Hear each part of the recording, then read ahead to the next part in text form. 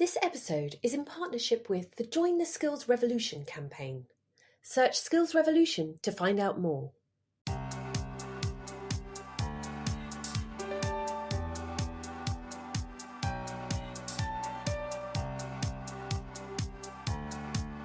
Welcome to this latest edition of the FSB Podcast, the go-to podcast for news, tips and important information for small businesses and the self-employed, which this month is brought to you in partnership with the Join the Skills Revolution campaign.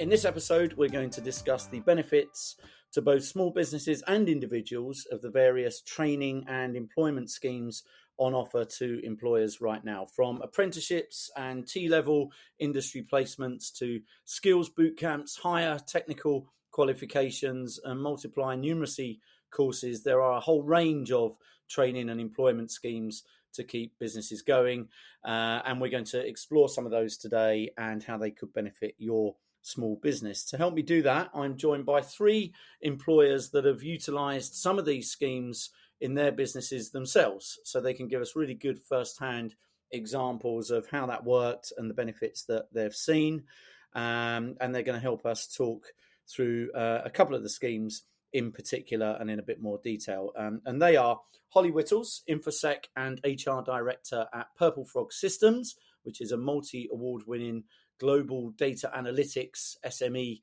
consultancy, which is based in Shropshire. Oliver Thompson is also here with us, and he's IT Technical Support Lead for Skechers UKDC. And finally, Doughty is Senior Project Manager from TRU East. So those guys are going to share their experiences. To kick us off, I thought, Oliver, I would just start with you and sort of ask you really a little bit about the Skills for Life campaign, what it is, and how does it help businesses engage with apprentices and others on workplace training schemes? Thanks, John. So the Skill for Life campaign, it helps SMEs understand all the training and employment schemes available to them. So this includes apprenticeships, T-levels, skills bootcamps, HTQs, and a multiple array of courses. So employers who are considering hiring employers, offering work experience or upskilling existing staff, they're really encouraged to search for Skills Revolution, and they'll be directed to a web page which allows them to compare schemes and find out more, basically. Great stuff. And, you know, Hollie and Don, you've done this as well. We hear a lot about vocational training in this day and age. Can you just offer a little bit of an overview of the different training and employment schemes that businesses can access and a little bit about how they work? I mean, in particular, we hear a lot about apprenticeships and T-levels, for example. So how do they differ? Hollie, can I come to you first? Yeah, so there are many different training and employment schemes available to small businesses, and it's whether they're apprenticeships, T-levels or courses and things like numeracy and literary skills. There's loads of free and flexible ways for employers to really tap into this highly skilled workforce that they need to thrive. And apprenticeships and T-levels are similar, but there are some differences. So apprenticeships offer paid employment for over 16s, combining work and study into jobs, allowing you as the business owner to develop your workforce and your business. But there's no upper age limit to apprenticeships, so they're really good for the older workers as well, who might be looking for a different role or wanting to upskill or taking out a different career or returning from work. That's great. And Don, do you have a view on how they differ and the sort of different benefits they offer? Yeah, thanks, John. Yeah, T-levels, they're relatively new qualification. Employers can get involved by offering industry placements in a range of sectors to T-level students within their organisation. It's usually 315 hours that the placement comes into the workplace. T-level industry placement obviously gives you early access to the brightest young people who are entering the market, and obviously the opportunity to develop your workforce of the future. Yeah, great. And Hollie, is there increased demand for this amongst small businesses, particularly given the sort of tough market conditions small businesses are seeing at the moment and some of the issues we're seeing around obtaining good skills and talent? Yeah, I definitely think there's more of a demand for this. Businesses are struggling to recruit, they want to upskill. So apprenticeships are a really essential way that they can upskill, improve accessibility into their industry, and they can also develop the skills that their business needs. And we know that there's a demand and desire across businesses across England to invest in that upskilling piece. And many businesses in England are struggling with that whole recruitment and investing in the skills piece. So the reason behind this, it can depend on the industry that they're in, the sector, differs from business to business. But general trends could be the rapid digital transformation that many companies are having to go through. And that means that the primary skills that they need are actually changing. Employee satisfaction is also something to consider because it's becoming more complex with investment in staff and future growth opportunities. It's a bigger selling point to job applicants. So providing upskilling opportunities is an important indicator of showing that value in your workforce. Now, I'm going to ask each of you in a moment to talk about your specific experiences and just sort of explore those as kind of case studies, if you like. But just before I get to that, Don, we'll talk a lot about the benefits that your individual businesses have seen. What are some of the overarching benefits for businesses of bringing people in on these sorts of placements? Yeah, all the different schemes have all got their own unique benefits. Which is why it's important to really choose which will work best for your business. This will require evaluating things such as your current staffing situation, long and short-term goals of your business, future strategy, and what skills are needed to help reach those goals. If we look at upskilling in particular, the benefits are vast for employers. From a day-to-day perspective, employees can feel empowered as they're provided with more skills to help them thrive both personally and professionally, do their jobs to a better degree. Can also provide a sense of individual satisfaction, employees feeling like they matter, and also increase morale and productivity within the business. Yeah, all big benefits for small businesses. I want to dig a little bit into your individual personal experiences now, having each been through this process in slightly different ways, if that's all right. Hollie, I'll start with you. You have experience of bringing apprentices into your business. How have they helped your small business specifically, and why should other businesses consider apprenticeships?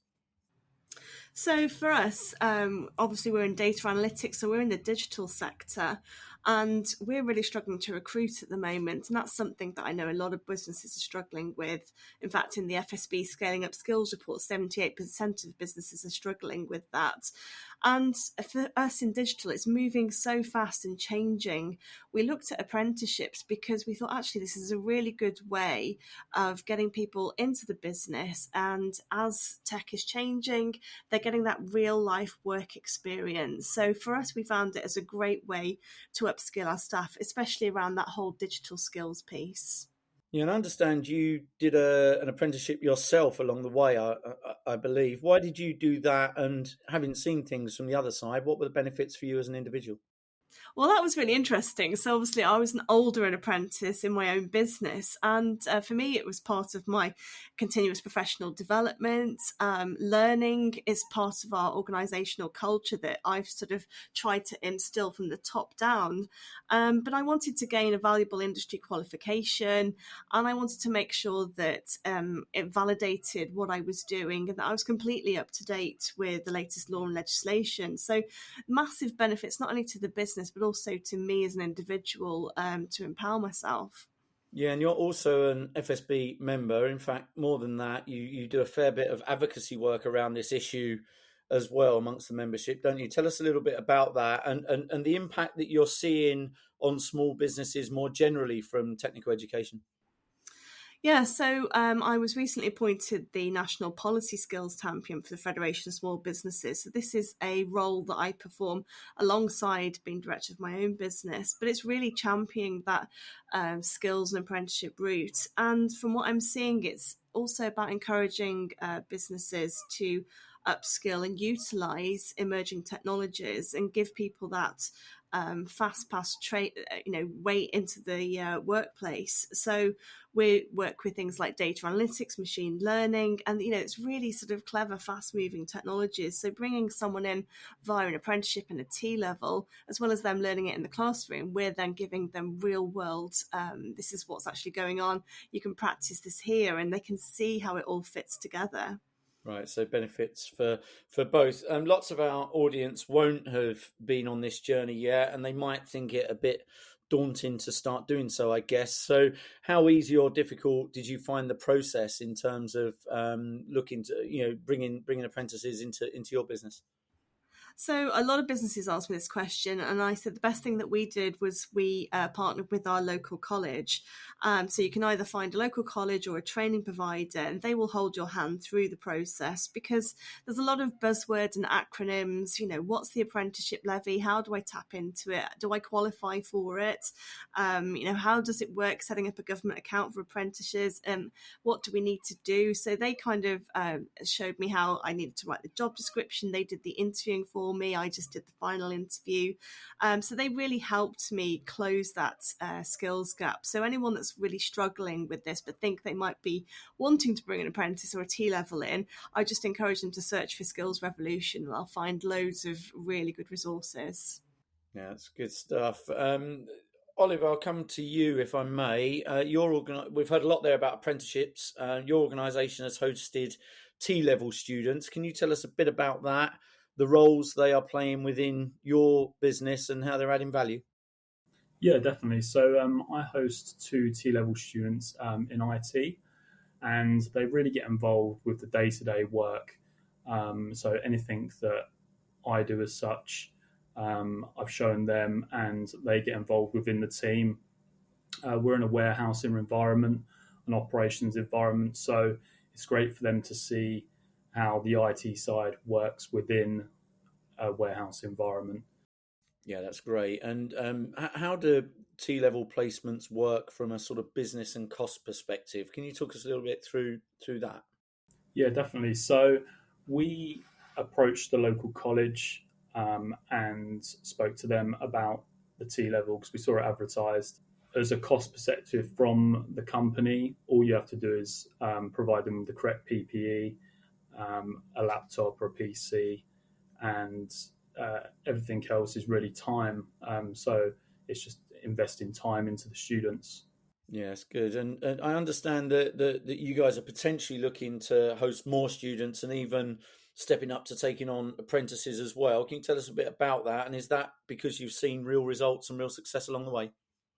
Definitely. I mean, the students have done amazing here at the DC. So we're really looking now into apprenticeships because we're starting to grow bigger and bigger. And as time goes on, we're going to need someone here permanently. And I think an apprenticeship would be a great route to go down because you can form that student and show them everything from scratch and, really get them involved. Yeah, that's good. And I understand that you are actually a student at the college that you've taken people from. Does that give you a sense of satisfaction that, as well as reaping the benefits for your small business, you're also giving something back to the community that you came from? Is that a part of this as well, sort of feeling that you're helping give back as well? It does, yeah. So I was a student 5 days a week at college, and I remember trying to go out, gain work experience, and it's very, very hard when you're a student at college. It's not easy these days. Many companies are closed off, and the T-level course is a great way to get the students into the business, and also a great way to help the students gain work experience, and it's real life working experience. And it's a great way also to show them that there's different routes. For example, within IT, you're not just sat behind a desk at a computer giving support over the phone. You're actually here, you're dealing with people day to day, and it's really getting involved with everyone. Yeah, it's good stuff. Thanks for that, Oliver. Don, I'll come to you if I may. You work for an organisation called TRU East. Could you just explain a little bit about what that is and what you do? Yes, certainly, John. Transpennine Route Upgrade is a multi-billion-pound long-term railway infrastructure programme that will eventually improve connectivity and economic growth in the north, delivering real benefits for passengers and communities along the route. The scheme will re-energise train travel for passengers across the north of England and the first step towards a cleaner, greener, fully electrified railway between York and Manchester going through Leeds and Huddersfield. It's currently split into two sections, west, which is Manchester to Leeds, and the east, which I work on, which is York to Leeds. Yeah, that's interesting. And that sounds like exactly the type of organisation that would need technical skills, I'm guessing. So how have you been leveraging work placements to support you, and how has that been helping you fill skills gaps? Yeah, no, definitely. Yeah, obviously in the construction industry, there's now an ageing workforce.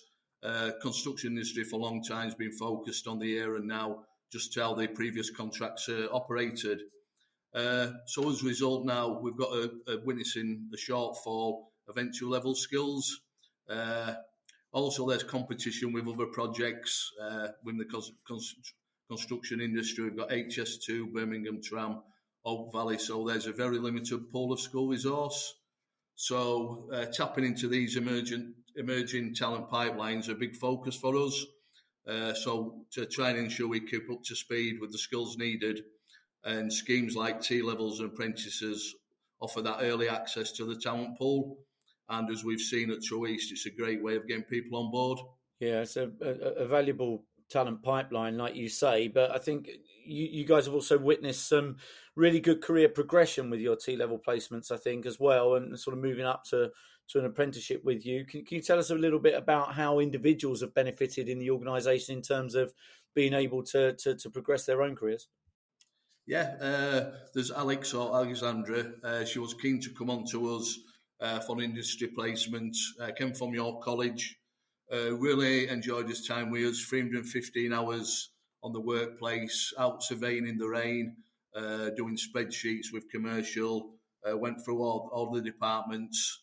And again, the project working on largely made up of white middle-aged men. So obviously Alex coming in, improved our diversity, brought a lot of youth and exuberance to the project, which was great to see. Plus, she also challenged us, asking why we did things a certain way. IT skills benefited a lot of us older generation as well, bringing that into the business. Then Alex completed a T-level course, and she's now progressed onto apprenticeship with John Murphy and Sons. So she's gaining on-the-job experience now while studying civil engineering at Teesside University. Yeah, it's a really good example of how people can genuinely progress, I guess, at a career level. And interesting on that diversity point, that you know, it sounds like it's an opportunity to bring people in at a young age, but also address some of those diversity and inclusion shortfalls within organisations as well. That's something you've seen then. Yeah, definitely, John. Not only within our projects, but in wider construction industry, definitely gender imbalance. I think percentage-wise, women currently make up something like it's about 12-13% of the UK construction industry. So through the stuff we do with the STEM projects, etc., we look to encourage female T-level students apprenticeships, work within schools, colleges, career events to try and promote the industry and projects. And I'd say we're certainly seeing more women interested now in engineering, quantity surveying, and the other construction management roles. Yeah, terrific. And I just want a question that our audience always has is where they can find out more information about this and the best sort of resources they can call upon to do a bit of this themselves. Oliver, I think you mentioned searching Skills Revolution to access information that way. Where else have you found valuable resources to help you with this? So you can search Skills Revolution to find out more online, and that will really give you a grand overview of everything you need. That's really brilliant. Thanks very much to all of our guests for your help in exploring the benefits of bringing apprentices and T-level students into your small businesses. I'd also like to thank our audience for listening to this episode and to remind you that you can subscribe to the FSB podcast to receive regular updates and guidance on the big issues affecting small businesses. And do please also remember that you can find a whole host of additional webinars, podcasts, and other useful content at the First Voice website at firstvoice.fsb.org.uk and on the FSB website at fsb.org.uk. Thanks very much for tuning in. This episode is in partnership with the Join the Skills Revolution campaign. Search Skills Revolution to find out more.